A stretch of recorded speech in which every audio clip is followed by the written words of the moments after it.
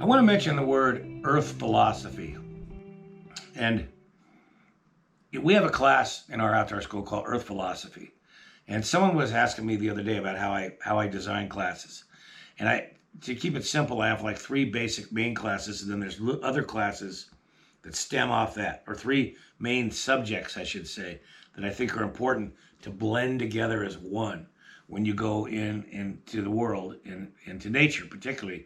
But this all of it goes right along with all of our human world interactions.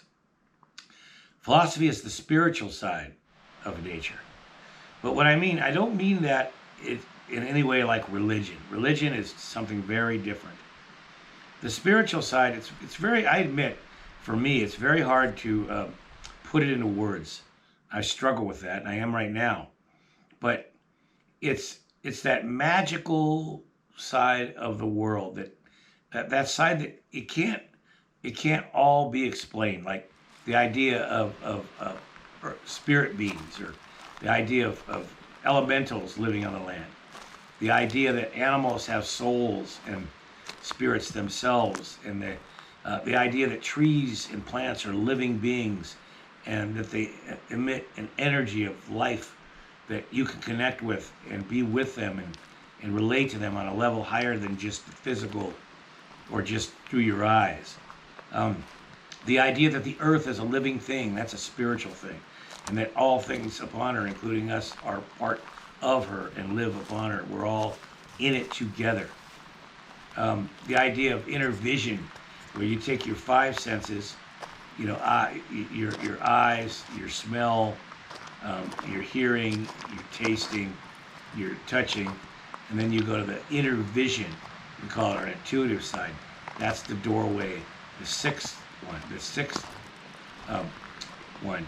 That is the doorway to the spiritual side of nature, the ethereal side of nature, if you call it, if I got that word right. Not all of that can be observed. Sometimes we talk about it as ways like sacred moments. Nature gives us gifts, like sunsets and sunrises, and viewings of animals, and moments of just we see beautiful color. Flowers come into our hearts and our souls, speak to us. Water comes into us through vision and then sound, and we feel good. We feel connected to a space. Sometimes we don't know why, but it feels like it's our space, like we've been there, like we're supposed to be there. And you feel connected to larger spaces and even bigger tracts of land, parts of the world. It calls to us. That's all spiritual and so much more. And if that's not the best word, sorry folks, that's the one I know.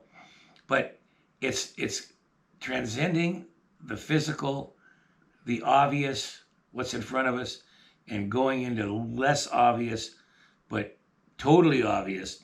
If you let go of the need, this is very important. If you let go of the need to see something or touch something. Often in our logical brains, we have trouble because we don't consider in the deeper parts of the recesses of our brain something to be real if we can't touch it or physically see it with our eyes. And so much of what's called the spiritual side of nature and life itself is not visible with the eyes and not touchable. Yet, take a tree for example. If you think you're going to climb a tree, here's how you blend it all together. You stand in front of that tree and you want to climb it. It's a beautiful big tree. You immediately, as you stand in front of it, you start to send out love to it. That's spiritual. That's energetic, spiritual feeling. You send out an appreciation, a gratitude for the tree. That's spiritual. The tree feels that on its spiritual level and it opens up to you. You start to make a fusion between the two. As you're looking using your physical eyes, you're appreciating the beauty. The beauty is starting to come into you and you feel it. That's spiritual as well as physical. When you put your hands on the tree and you begin to climb it, you can feel it bringing you up, holding you. You can also feel how the strength of the tree. almost, if you will, the tree will start to give you some of its history. You start to learn some of its life as you climb it. You bring the physical in because you're climbing. Your feet are pushing up and off. Your hands are holding on. You're getting sap on you. You're looking at views from the tree's point of view. When you finally get up in the tree, you can ask the tree internally, let me see the world from your point of view. This is an exercise we do in our school. And all of a sudden, you do. You see the world from the tree's point of view.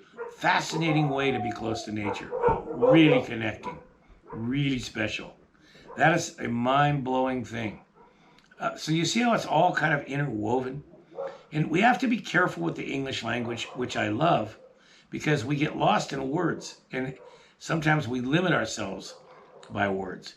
There, from a spiritual side of the work, shamanism, which is considered the spiritual side of nature in some circles, the word shamanism, the idea is that there are no limits.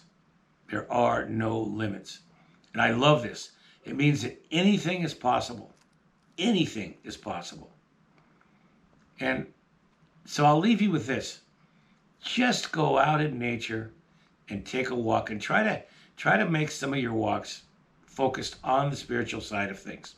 Feeling the energies of living things, flowers, plants, trees, feeling the energy of water, seeing beyond what you first see into the deeper realms of the landscape, feeling the overall landscape, letting in the bird that's singing into your heart and soul, and through appreciation and your ears working through sound, to become with you, that song will live in you. That's a connection. Open yourself up fully. Touch as many things as you can. Roll around in the grass.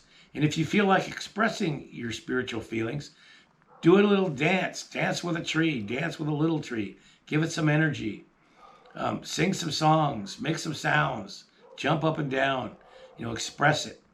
It's a good thing to do. It really is. So there you have it. Some things to think about around that idea of earth philosophy.